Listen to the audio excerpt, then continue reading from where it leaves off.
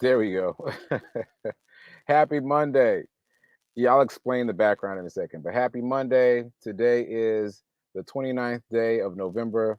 This is the 46th episode of the Be Your Own Hero Show.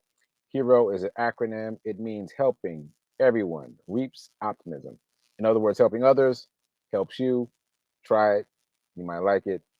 I'm your host. I'm Sekouwrites. I am a professional creative and the creator of the Hero Ministry movement. Yes, it's a movement, and that is my effort to uplift. Excuse me. That is my effort to uplift and inspire the unhoused community in a lot of different ways, including the charity run, which we'll talk about in a second.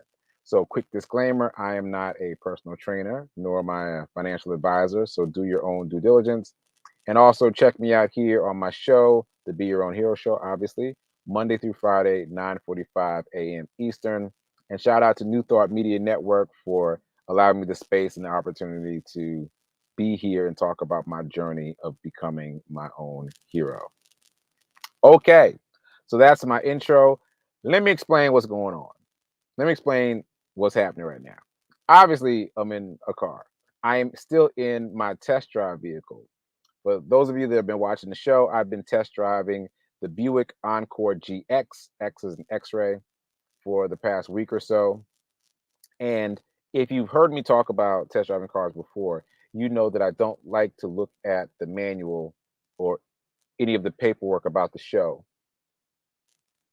Yeah, I just like to jump in the car and figure it out and learn things as I go. So that said, I learned some interesting things yesterday and I wanted to take advantage of them. So the first thing is this car has a wall socket. Oh, so for those of you that don't know what the Buick Encore is, the Buick Encore is a smallish SUV. It's technically called a crossover SUV, so that is a mid-size SUV, not as big as, well, a full-size SUV. It's somewhere kind of in the middle. By the way, mid-size SUVs are the best-selling car segment across all brands. Most people want the higher eyesight, eye level of an SUV, plus the cargo space and a smaller profile, so it's easier to park. So doesn't matter the brand, midsize SUV is the hottest seller. So this is Buick's. It's called the Encore. All right, it's got a three-prong plug in it, just like a wall socket. So this computer that I'm speaking on right now is plugged into the wall socket that's at the bottom of the armrest. That's very cool. I've seen two prongs, and every once in a while I see a three prong, but that's a really cool feature because you can get a really solid charge. Like again, this is powering my laptop. And and think about it. I'm in a car. So how am I recording this? This is Are you going to see it as pre-recorded, but I'm recording it live, which means I have to be connected to internet. So how am I recording it? Because the car has its own Wi-Fi bubble. It's so funny. I was trying to park in front of a coffee shop to get some Wi-Fi while I was in the car, and I saw on the Wi-Fi list Buick Encore pop up, and I was like, "The one I'm in?" Sure enough, this vehicle has its own Wi-Fi bubble. It can connect multiple devices. So those two features are my two new favorite features. I'm using both of them right now. I'm using the Wi-Fi to record the show. I'm using the plug to keep my laptop plugged in while I record the show. So this is an experiment. Seems to be going well so far. Hopefully the car won't turn itself off as I do the show. Speaking of which, I should get to it. Okay, so happy post Thanksgiving to everybody. Hope you had a good time. I'm going to tell a quick Thanksgiving story because, you know, I feel like that's a fun thing to do. I've been doing it with some of my friends. That's a fun thing to do, to think about not only what you're grateful for, obviously, but to think about, something that made you laugh or smile. So even if you don't tell anybody, think of something that made you laugh or smile or gave you some joy during your Thanksgiving holiday. Okay, so am I going to tell that right now? Mm, no, I'll come back to that. So again, this is pre-recorded. This is my experiment I'm doing in the car. You will see this on day 182 of my Hero charity run. And I'm gonna skip over that. Day 181 is the day. Day 181 was Sunday, and I hadn't been adding up my miles, and I added up my miles on day 181 because Jay White, the founder of Project Love Strong, decided to interview me on her social media, her Instagram, and she said she was going to ask me about the run. So I added up the miles. And guess what? Day 181 is the day that I crossed my personal milestone. 501 miles run as of day 181 yesterday. I am blown away that I was able to do that. If you had told me that I was even possible, it was even possible for me to run 500 miles, I wouldn't have believed you. But I've done it, plus that. And so now, as Rev Melissa would say, we're in the overflow. That said, in terms of the fundraising, we're down to less than $500. We're over 75% funded. More people have said that they're going to donate this week. So we're ticking on down to the wire. I feel good about it. I feel great about it, actually. Actually, to be honest, we're really done because theoretically, because someone said that whatever the gap is, they'll close the gap. But in the meantime, we are still closing. We're still closing. We don't want to leave all that to one person. We want to keep doing the 10 for 10, 10 people, $10. I've gotten a few of those over the weekend. So I'm going to make a list of folks that I need to shout out because there was a flurry of activity over the Thanksgiving holidays. And I'm going to do a roll call of everybody from the very first day all the way down. So stay tuned for that. But shout out to the people. You know who you are. Shout out to the people that helped me get even closer to the goal of $5,000. And so, by the way, I'm calling this the Fab 5 Challenge. I just came up with that because if you were watching over the last week, you saw me realize during the show that 5 is the magic number here. I have been wait, yes, yes, 5. 5 nonprofits, 500 miles, and $5,000. So let me put all that together in a sentence. I have been running to reach 500 miles to raise $5,000 to donate to 5 different nonprofits that work with the unhoused community. That's magical, especially for it to have happened organically. So very excited about that. Anyway, just to recap, these are nonprofits that have been actively involved in the Hero Charity Run, nonprofits that I can give money to and that I can raise awareness for. So the Fabulous 5, shout out to the Fabulous 5. Hopefully you saw Living Life in Joy yesterday, Sunday, with Rev Melissa. She interviewed the 5th of the Fabulous 5 nonprofits. That's the Old Path based in Memphis, Tennessee. And hopefully you saw that. If you didn't see it, catch the replay. Really good stuff. Okay, so now 2 quick stories. One is very fast. I saw someone who was unhoused or appeared to be unhoused on the Cape Cod, and I immediately looked in the car for my backpack drop pack, and I didn't have it. And I just thought that was so interesting that I've already gotten myself accustomed to having a backpack drop uh, around and available that I can use to give to the unhoused or give to someone in need. And I lamented not having it. And so I think I may just have to travel with it. It, it may just become a part of my wardrobe. I don't know, but I definitely looked around like, oh, I should reach in my pack and give him something. And I didn't have anything. So it's interesting that it's become ingrained as a part of me, ingrained in me as a part of me. So circling back to the Thanksgiving story, I'll make it really fast. I was wearing this jacket that I'm wearing right now. My dad was in the car. He was like, "That's a nice jacket." I was like, "Yeah."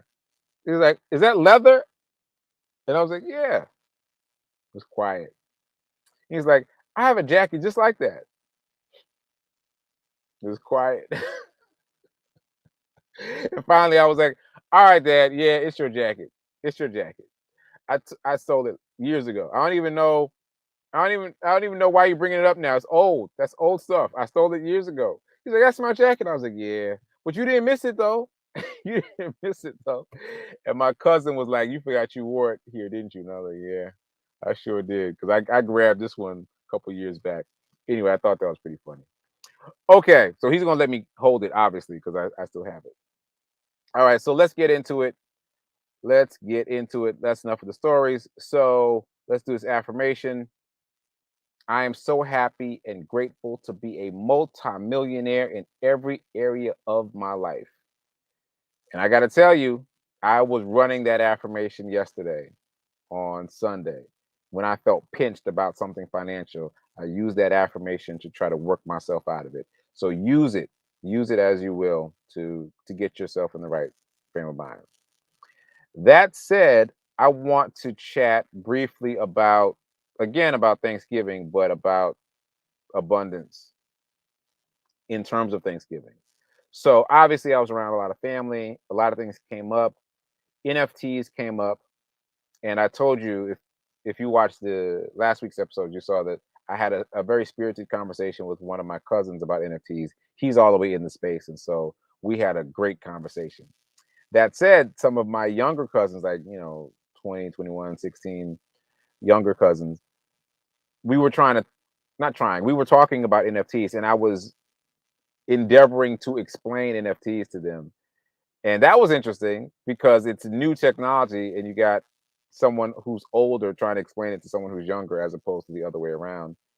And I don't think I quite got through with everybody, but after I left, I I read this quote and that I'll just paraphrase. So, NFTs, as I've said before, are one of one, right? So if you compare that to the Mona Lisa is one of one. You can take a picture of it and you can print that picture out and hang it on your wall. But which is worth more? The one that's printed out and hung on the wall or the original? Obviously the original. So I think that's where people get tripped up in terms of thinking about NFTs as a virtual item. They think, well, you can just make copies of it. Yeah, you can just make copies of it, but there's only one original, just like an original painting. There's only one. And that one is the one that will appreciate and value the most. So I think that's the way to think about it. Also, as is the case with family, people were talking about money in different ways. And I will reiterate that what we're talking about here is pretty revolutionary. I don't hear a lot of folks talking about money or abundance in the way that we're talking about in this space. And so that inspired me to jot down a couple of notes to remind myself of, and I'll share those with you because it's helpful to drill these ideas home and make them a part of you. And I just thought of something else that I may add to the list. Yeah, I'm just going to make it the first thing. So the first thing is to have a goal. Everything that I've read about investment and abundance and leveling up financially involves giving yourself a goal. And that's hard to do. I can think it's hard to do, but it's necessary.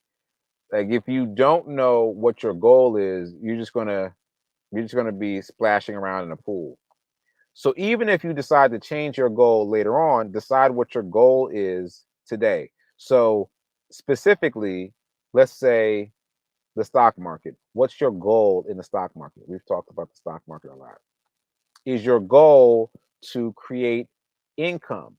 Is your goal to save uh, I was about to say for a rainy day, but that doesn't really make sense.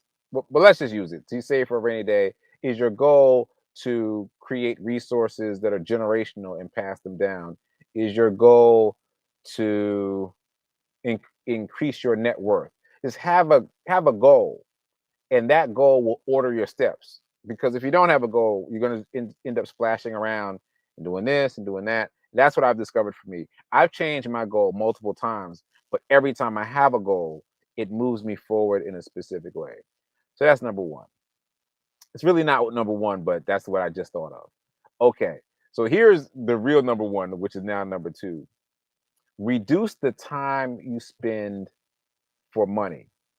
Like the pundits say, don't exchange time for money because you can't get time back. That's the one thing you can't get back. So don't exchange time for money. And I'm like, all right, well, that's hard to do for a lot of people. So for me, I'm interpreting that as have a high time to cost ratio. In other words, mm, do something that pays you well for less time in your effort to move towards not trading time for money. So that's like a half step before the step. So just for example, as I've said before, I've been doing food deliveries of late. And what I've started doing for a while now is not accepting every single delivery that pops up. That's what I used to do. Accept every single delivery that pops up. If I'm not busy, grab it and go. And now I actually look at the number of miles and the amount of the delivery and I calculate, is this worth my time? Because I'm trying to get the maximum use of time it, for the maximum amount of money. So do that in whatever it is that you do. Like moving towards not exchanging time for money, have a half step. Okay. Next up,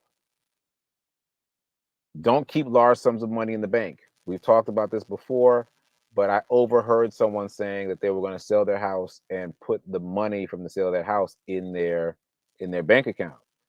And we have learned that we should not do that. We should not keep large amounts of money just sitting in the bank because you're losing money constantly to inflation. Think of it as putting it in a tire with a leak. There's a slow leak, and sometimes that leak can become a big leak. So don't store large sums of money in your bank account. Use it as a pass through to get to investment. Obviously, you want to keep some money on hand for emergencies, but mainly pass it over to investing so that not only so that the money retains its value, but also so that the money works for you so that you can get yourself to a place where you don't have to exchange time for money because your money is working for you and making more money. So that's another one.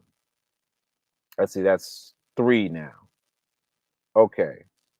Number four, don't expend energy on saving money. Focus on making more money. That one hit me hard, right? Because that's what everybody says: a penny saved is a penny earned. Yeah, just about. No, 100% of the thought leaders that I've listened to talk about money say it's impossible to save your way to wealth. Impossible. And if you really think about it, well, I've thought about it. And I was like, yeah, I guess that wouldn't work. You can't save your way to wealth. You've got to earn more money. So the amount of time that you spend clipping coupons and trying to find ways to minimize what you spend, instead shift that energy to making more money. And if you're not working or you're working freelance, that means really investing, figuring out ways to make the money work for you so that you can not have to need coupons, not have to penny pinch. But across the board, you don't have to take my word for it. Google it. You can't save your way to wealth. Google that and see what you get. Okay, another one that I've encountered recently is use debt to buy assets. Use debt to buy assets. And that means don't be afraid of debt, which is a really big one for me because we're all taught to be afraid of debt, to avoid debt at all costs. Use debt to buy assets and then use the assets to pay off the debt. Okay, I think I won't go into detail on that. I've talked about it before. And also, it's Googleable. So look that up if you're interested. Next thing is use tax shelters. Be active about finding ways to avoid paying taxes. That's what these rich folks are talking about. That's what these thought leaders are talking about. And they talk about it openly in all the different ways that they do it. There are ways to avoid paying taxes, and we should be aware of those and look into them. Okay, next one. This was a big one for me, and I don't think I've talked about it on the show, but there was a movie called Catch Me If You Can, and it was about a con artist, one of the biggest, most famous con artists of our day, I presume. He was played by Leonardo DiCaprio, and it's a true story. And he has become a I don't know if he's a motivational speaker, but he does speeches, he does speaking engagements, and he gives advice. And one thing he said was, don't use debit cards. Now, I was an early adopter on debit cards. I've used them for a number of years. He says, do not use them. Why? Basically, because you're using your money. And I thought, of course, you're using your money. He says, no, always use other people's money, which brings us back to use debt to buy assets. Don't use your money to buy assets, use debt to buy assets. So don't use a debit card, because if you use a debit card to buy a candy bar, that $2 comes directly out of your account. But if you use a credit card to buy that candy bar, now the $2 for the candy bar was paid by Visa or MasterCard. And as long as you pay that money back on time, preferably immediately, then not only have you gotten a candy bar, but you get the added benefit of improving your credit rating.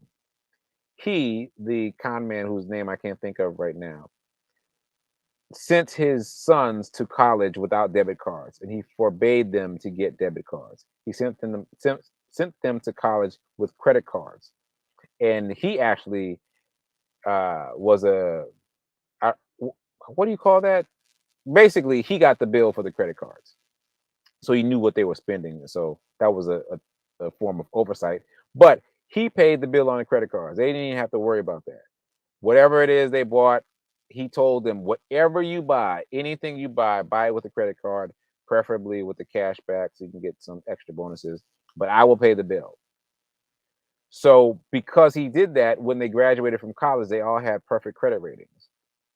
And they learned the lesson that, use your credit card, pay the bill quickly, and don't play around with debit cards. So that is brand new information for me, as is all this stuff really. And that one I gotta work with that one for a minute. But anyway, I hope it's helpful to you. If you've got a debit card and you're disciplined, use your credit card to pay for things and then pay it off quickly and save your money for investing. Okay, anyway, I spent enough time on that one. Let's see. I already talked about high time to cost ratio. That's something I made up myself. And I already talked about not having too much money in the bank, no large sums of money in the bank.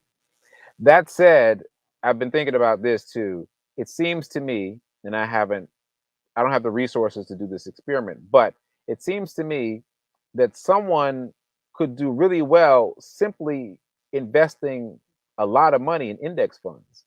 Because index funds, again, if you just take the S&P 500, you're getting exposure to 500 different companies, and not just 500 different companies, the 500 biggest companies in the United States. So there's that, and you're getting it at a discount because you're not paying full market value for a share of stock in all those places, and it pays a dividend, so you can reinvest the dividend. But if you don't, though, then that's just income. Like, you're creating your own salary that's not tied to the government or any company you work for. It's your own form of income. So, for example, if you dropped, I don't know, $1 million into the S&P 500. Well, you know what? I actually looked up this stat. Let me read this. To make $1,000 a month in dividends, you need to invest around $400,000 with an average portfolio of about $400,000. Right? So that's a lot of money. But if you've got a big asset, because I'm thinking about the conversation I overheard at Thanksgiving. If you're selling a house and you get $500,000, instead of putting that in your bank account, if you put that into the S&P 500 or another big index fund, you could live off the interest and pay yourself $1,000 a month. I mean, you've got revenue. And sure, you'd have to pay taxes on that $1,000, but still, you'd have $1,000 a month that isn't managed by anyone else but you. And assuming nothing happens to the index fund, you can keep that in perpetuity, and it will grow, because if you have that much money in an index fund, it will continue to buy more shares of itself. Oh, wait, that's not true. That's not true. That's only true if you have the dividend reinvestment on. So if you turn off the dividend reinvestment, the money comes directly to you, but that's like paying yourself a salary. So if you got some large asset you're thinking about liquidating, think about investing the lion's share of that money and then living off the interest. That's what it means when people say, "Oh, I'm living off the interest," or you see that in movies.